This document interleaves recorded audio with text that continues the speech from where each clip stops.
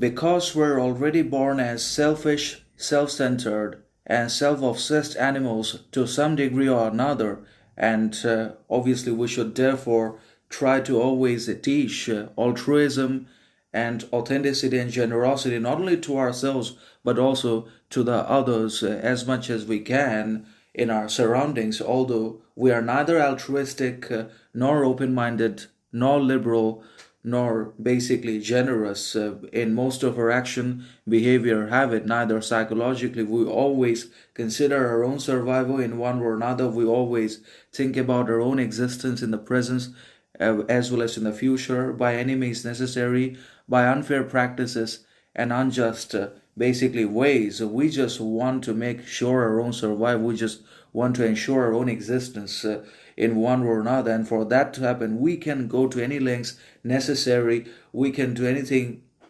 that we possibly can psychologically, physically, and in other ways. So ultimately, evolution wired us to be self centered. We're obviously selfish biologically or naturally so that we could survive.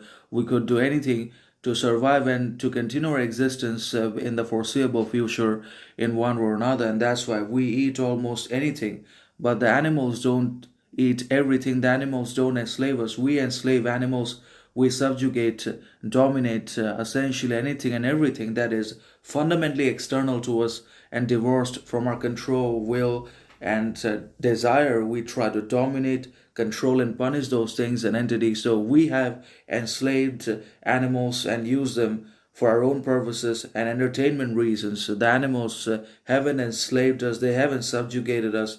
So it could be that we have been wired by evolution itself to be selfish. We've been manufactured, designed by default, by biology, by nature, with some degree of selfishness, self-obsession, and narcissism, so that we could survive. But in the modern society, because of capitalism, because of basically teaching and dangerous training by the system of education, we've become much more competitive, dangerous, pretentious, arbitrary, and ambitious than ever before.